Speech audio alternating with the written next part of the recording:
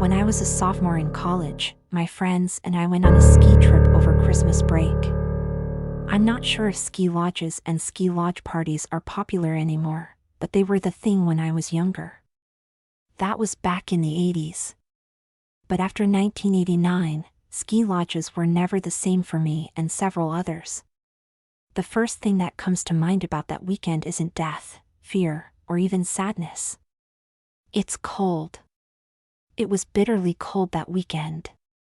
So cold it was like the ice sliced through the air and attacked every inch of flesh it could, just like a knife would. But no matter what came after, nothing will ever ruin that view of the mountains. The majestic stone ridges, plush white mounds of snow, and the velvet green pines were stunning to see. They were a dangerous place long before we even got there. No telling how many lives had been lost over the centuries on those cliffs. By that standard, what happened to us was just another little footnote. We all arrived a few days after Christmas on December 29th.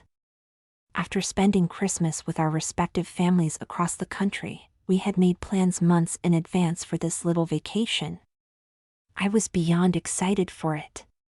We all were. Our group was spending the days leading up to New Year's Eve at Spruce Ridge in Colorado. Justin's parents had chipped in for our vacation as a Christmas/birthday gift since Justin's birthday was December 27th. The cabin we were staying at had been in their family for decades. While there was technically a ski lodge about 10 minutes away or so, the place was more like an exclusive getaway since the cabins were so far away from each other. While I arrived via plane from Cincinnati, my best friend Jill Conroy had arrived earlier from Tampa.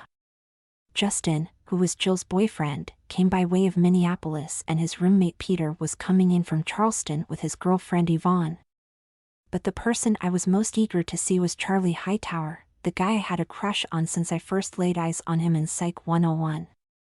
He arrived from Indianapolis about the same time as me, and I had just picked up my baggage when I laid eyes on the handsome athlete with deep hazel eyes and a superb jawline. "Hey Trisha," he greeted me with a smile. "Hope you had a good Christmas. Can I help you with your luggage?" "Thanks, it was nice. I've always loved Christmas.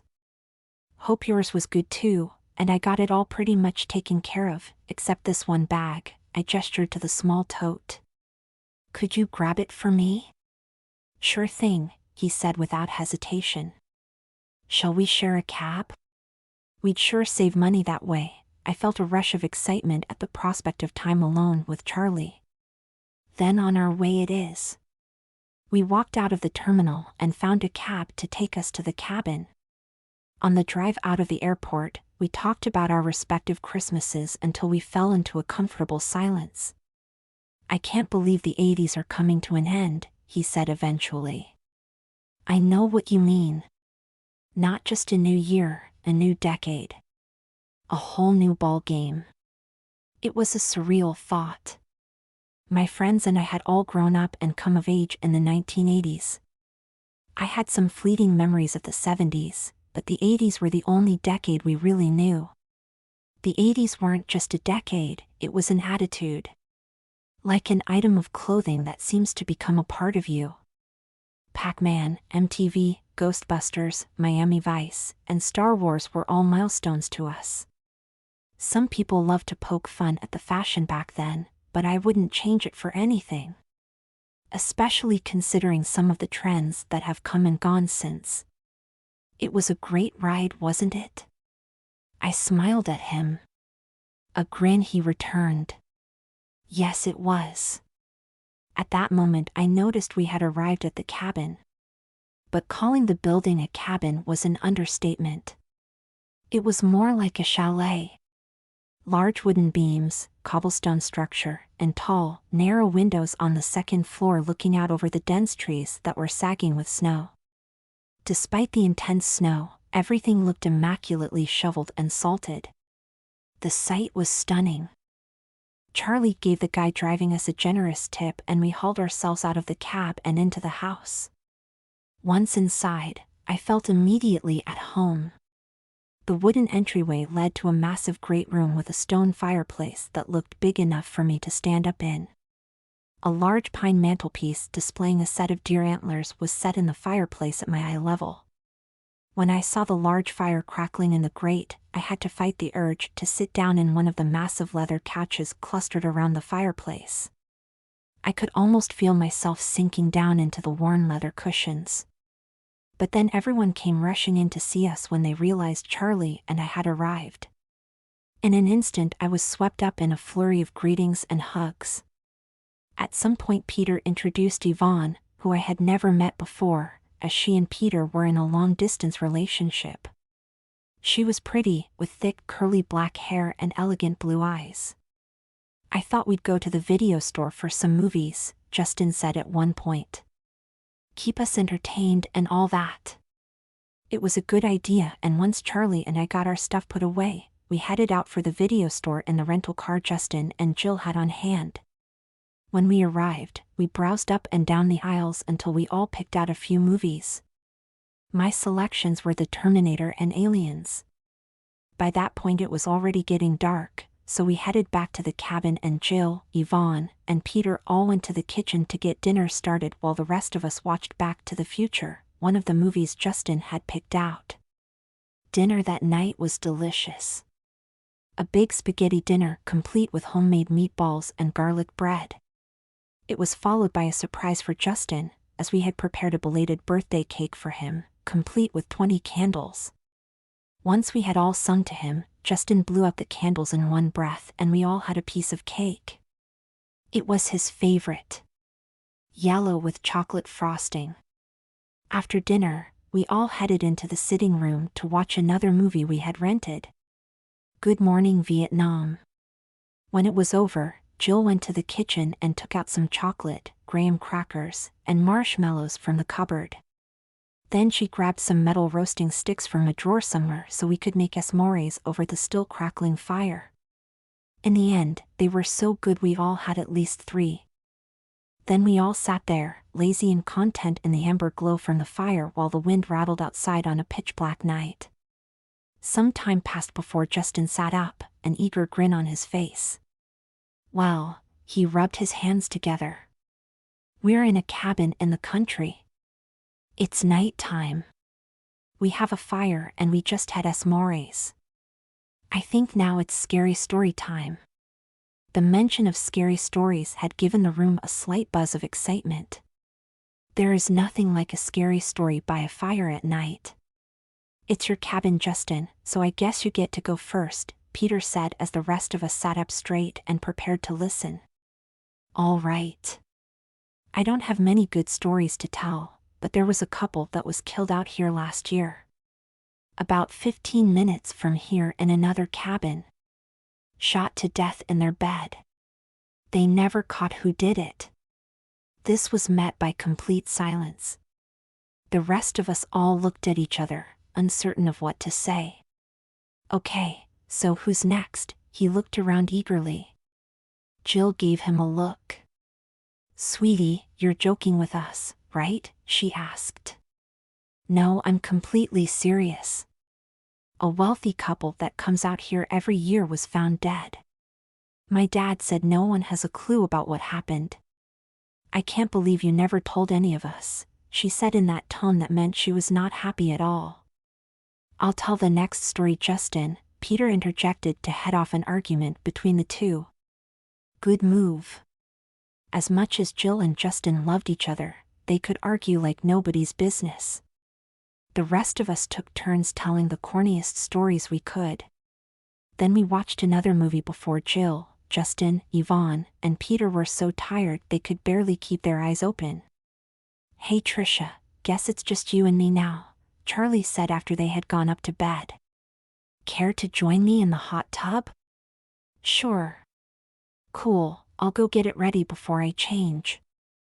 While my heart thudded in my chest, I managed to say something about going to put on my bathing suit before I headed upstairs to get changed. I had been instructed to bring a suit for the hot tub, but I never imagined I'd share it with Charlie alone. As I walked downstairs with a towel around myself, I was simultaneously nervous, excited, and self-conscious. What if Charlie didn't like the way I looked? What if he did? Ignoring the frantic thoughts racing inside my head, I pressed on and eventually found the door to the glass-encased patio and stepped inside. The hot tub looked spectacular. The heady smell of chlorine hit me the instant I stepped inside the patio. The steam rose from the hot tub in thick plumes, billowing at my eye level. The dense bushes outside the glass walls were covered with beautiful blue lights, which sparkled against the glass.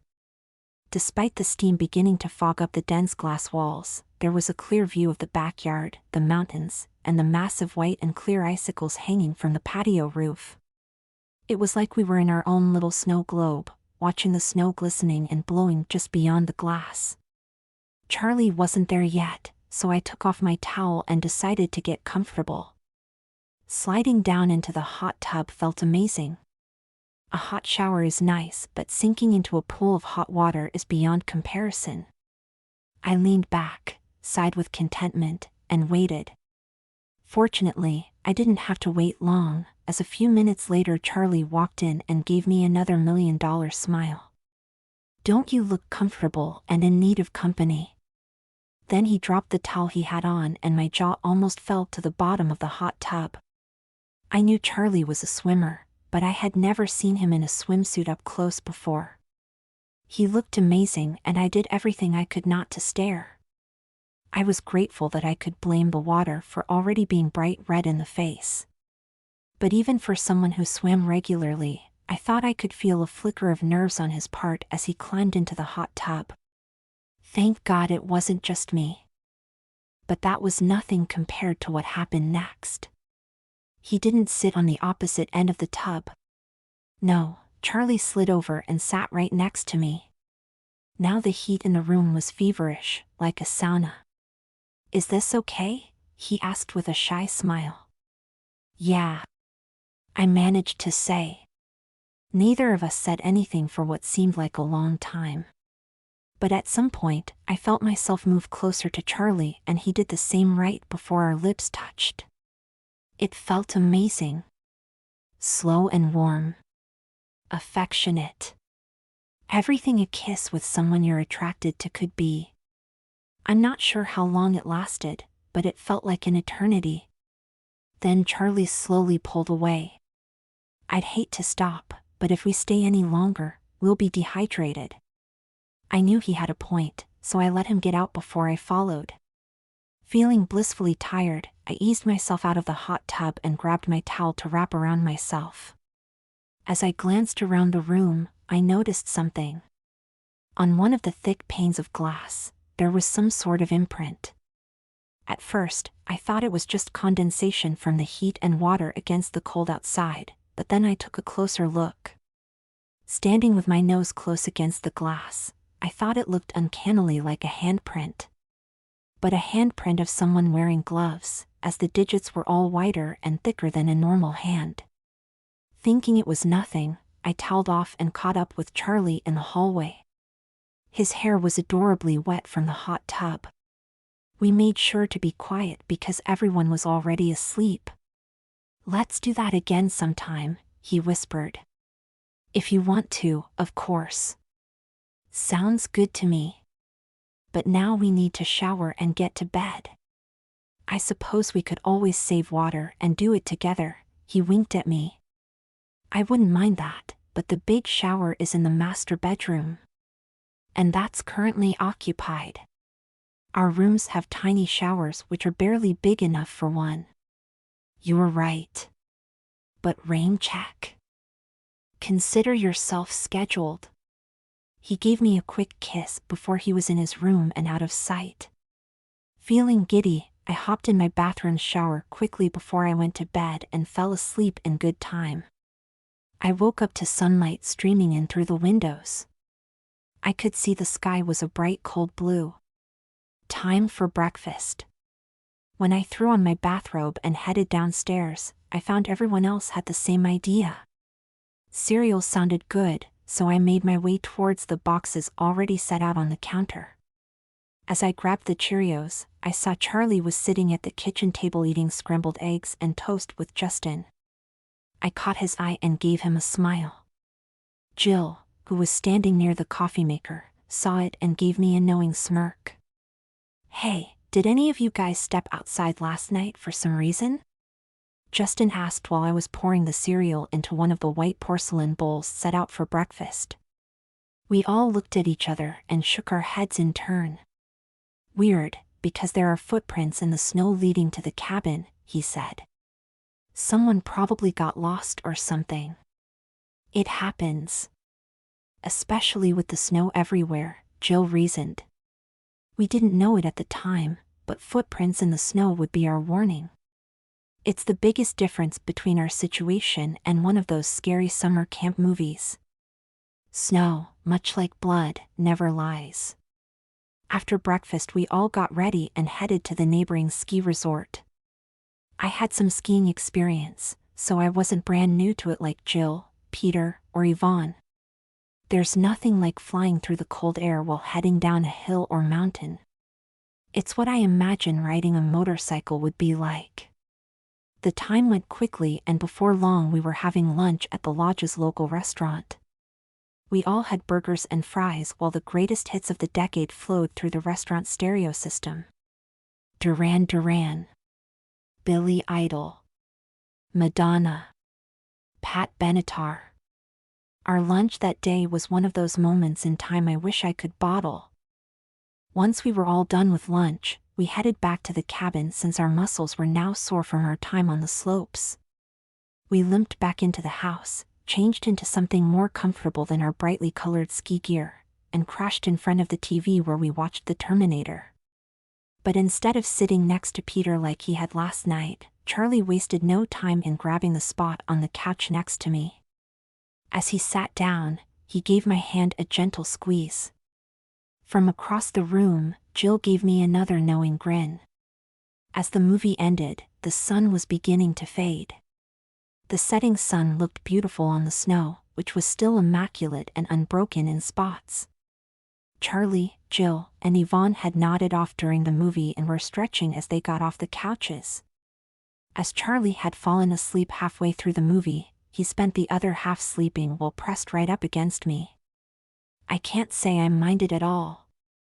"Hey, I left something outside in the car," Yvonne said. "Something fell out of my purse on the way home. I'll go grab it now." "Bundle up," I said as she hustled towards the hallway closet to get her coat. We all heard the door slam shut and went about our business. A few minutes passed. Then a few more. Yvonne still wasn't back yet. "I'm gonna go check on Yvonne," Peter said after 15 minutes had passed. "Make sure everything is okay." This time we all followed him into the hallway and watched him bundle up and step outside. But when he did, there was no sight of Yvonne. Not by the car, not in the driveway, or anywhere else. So naturally, we all took a step outside as Peter walked out into the driveway and called for his girlfriend. Then when he noticed there were footsteps in the snow leading away from the garage and towards a wall of pines, he began heading that way. But Peter had only taken a few steps when his girlfriend emerged from the trees and began running towards him. When she was halfway to the cabin, she suddenly fell waist deep into the snow and Peter ran out to help her. But then I noticed there was someone else right behind her. It's ironic, really. The sight of someone in a black ski mask in literally any other setting would set you on edge, but at a ski lodge in the mountains it would be not just appropriate but encouraged to protect you from the elements. The figure was wearing a black coat, black pants, and black combat-style boots to match. The only thing that didn't match was the knife. It was gleaming silver. I was vaguely aware of Yvonne telling Peter to run and get back inside the house. I also slowly became aware that Yvonne was clutching her side and was bleeding. But before Peter realized what was going on, the stranger was right on top of them, knife in hand. Despite a valiant attempt by Peter to fight the stranger off, he was no match, as the stranger was well over 6 feet and must have weighed 230. With a few deft slashes, the stranger silenced a screaming Yvonne and a shouting Peter. Seeing someone meet their end like that is nothing like you expect. The sight of someone hobbling through the snow, clutching themselves, blood leaking everywhere. It almost puts you in a trance. Even when the figure with a knife showed up, it didn't quite seem real. At least at first. For a moment we all just stood there, unable to move. The only thing I can compare it to is watching a movie in a language you don't understand with no subtitles. But then the fear set in and reality came crashing back in a split second. I tend to think of fear like alcohol. It comes in a million varieties and no two people have the same tastes. I had been afraid before, but seeing that happen to Yvonne and Peter was my first taste of true, unadulterated fear. Moonshine-level fear. Fear that reaches out, grabs you by the throat, and rips at you. That's when we realized the stranger had turned and was coming towards us, so we scrambled inside and locked the door with no clue of what the hell was going on. "What do we do?" Jill whimpered out. "Call the police?" Without waiting for a response, she hustled over to the phone in the sitting room and picked it up. She held it to her ear for a second before tossing it back down. Dead. There was so much in those 4 little letters. Okay, Charlie took a deep breath. We need to stay calm and think. He's out there, and we're in here. Unless he breaks in, he can't get to us.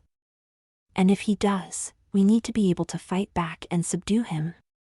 There are no windows big enough on the first floor, and the front door has a deadbolt. So the only way in is through the glass walls of the patio. Barricade that door and we should be okay. Without saying a word, we ran to do just that. We shoved a bookcase, some chairs, and a table in front of the door to the patio. It was completely silent both inside and out. The adrenaline of everything began to register. The sudden strain on my body, which was already aching from skiing, was not pleasant. "All right," Justin whispered. "We're safe in here for now. But let's not kid ourselves. Whoever this is has probably been watching us since we got here. If he really wants to get in, he will. But I suggest we all go hide in the attic and pull up the trapdoor. That's the only way in or out. Is everyone all right with that?" We furiously nodded our agreement. It was a good plan. Oh, and I suggest we all get ourselves some weapons. Some knives or something. There are no guns here. So I'll run to the kitchen and get some knives. Charlie, go get a fireplace poker or 2. Charlie did and came back what seemed like seconds later with one of the thick black antique pokers. Justin did the same with several large kitchen knives, handing one to Jill and me. Now we were all armed. It made me feel better. "Let's go," Justin said before leading us up the wooden stairs to the second floor. We crept up in silence, which was unnerving. Each step made me nervous, as if the stranger in the ski mask was going to be right around every corner or was hiding in every shadow. After what seemed like a painfully long time, we arrived at the trapdoor to the attic. Justin carefully pulled it down, revealing the narrow stepladder leading up. "I'll go first, just to check," he said bravely. With a knife held out in front of him, Justin slowly ascended the steps and vanished out of sight. Then there came a flash of illumination from above. One of the light bulbs dangling from the ceiling. "Okay, come on up." "Ladies first," Charlie nodded at the 2 of us. Jill went up before I did, and then Charlie was last, bringing up the trapdoor as he did. Once it was firmly in place, he and Justin managed to barricade it with some of the countless things stashed in the attic. It was the most packed room in the house, with boxes on top of boxes everywhere you looked. "What do we do next?" Jill asked. "It's cold out. It's not like it's a warm summer evening and you can just stay out there all night long. If he can't get in here, he'll eventually have to go somewhere to warm up," Charlie said. Justin nodded in agreement. "That's right. And if he does get in through the patio glass, we barricaded the entrance. On top of that, we're up here, armed, where he can't get to us. Which is great, Charlie continued. But we can't stay up here indefinitely. You got the keys to the car? Sure do, but I'm not even considering making a run for it. I'd bet money the tires are already slashed. Fortunately, I made an appointment for us to go into town and have some fun. Since tomorrow is New Year's Eve. I even rented a car for us. A limo. With a phone and a driver. Who will be here in the morning? I knew I loved you for a reason. Jill gave him a quick kiss. So we just wait until morning? That's the plan. They're supposed to be here at 9. I was gonna tell you guys tonight. We can sleep in shifts if you like. Charlie and I both have on watches. I muttered a feeble yes before fumbling around in the boxes up here and pulling out some old blankets and pillows to put on the floor. Charlie was nice enough to cuddle with me to help me relax, but it was all pointless. Every time I closed my eyes, I saw what happened to Yvonne and Peter. And any moment I expected to hear the shattering of glass or the splintering of the front door. Eventually I gave up and sat upright so Justin and Jill could try the same thing. We spent the next 12 hours or so in a state of frazzled nerves and tense moods. I sat with my arms holding my legs, making sure to try to stretch my limbs occasionally so they wouldn't fall asleep. The others did the same. By the time morning came, we were beyond exhausted. Justin got us ready to head downstairs at exactly 8:57 a.m. After he and Charlie moved the barricade on the trapdoor, he turned to face us. Let's move as a group, facing different angles so we don't have any surprises. With that, he gingerly moved the trapdoor down and one by one, we walked down the stairs. I gripped my knife tightly in hand as I did. This was even worse than the walk up the stairs. Each footstep seemed far too loud. I was expecting the stranger to leap out at us every step we took. We made it to the front door after an eternity and waited. And waited.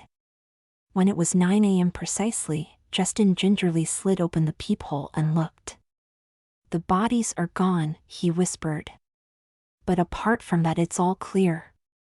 Then we heard the most beautiful sound I've ever heard. The sound of a car pulling up to the house. Justin undid the deadbolt. Let's get his attention and make sure we get the hell out of here, he said before he flung the door open and we ran into the blinding white morning towards the massive black limo. I don't remember all of what happened next. But I faintly remember my heart pounding in my ears while I screamed and waved my arms. I think the other three did the same. The poor limo driver bolted out of the driver's seat and looked like we were something out of his worst nightmare. But the guy, who looked just a few years older than us, heard us out. Especially when we pointed out the human-sized imprints in the bloody snow and the signs that whatever made those shapes had been dragged towards the woods. The driver, whose name turned out to be Steve, called the authorities for us on the car phone while we waited. And waited vigilantly with our backs to the limo facing the scenery, the fear and tension somewhat lighter but still there, just as cold as the air. After that, we got into the mercifully warm limo before we heard police sirens screaming towards us. By then we were calm enough to explain what happened and walk them through everything. But about halfway through Justin's explanation, one of the cops standing by the rental car called out to his colleagues. "Hey boys, come here," he said before drawing his weapon.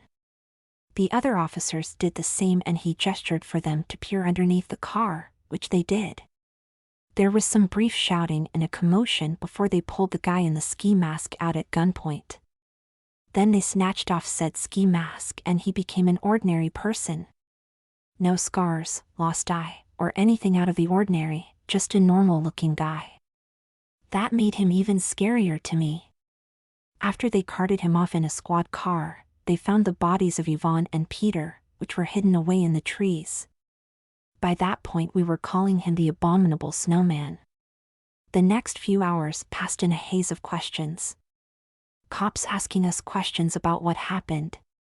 Doctors and nurses making sure everything was in order. Eventually we were free to go and we headed over to the hotel rooms Justin's parents had arranged for us when he called them and explained what happened. It was a cozy place downtown. It was late afternoon by the time we checked in and limped up to our rooms. Despite the warmth of the hotel, the cold from the last 12 hours had seeped into my bones. But we couldn't have asked for better arrangements. 2 massive bedrooms with separate bathrooms connected by a massive sitting room, which contained another bathroom. But after I put my things down and sat on a couch in one of the bedrooms, I felt something inside me shift and I started sobbing.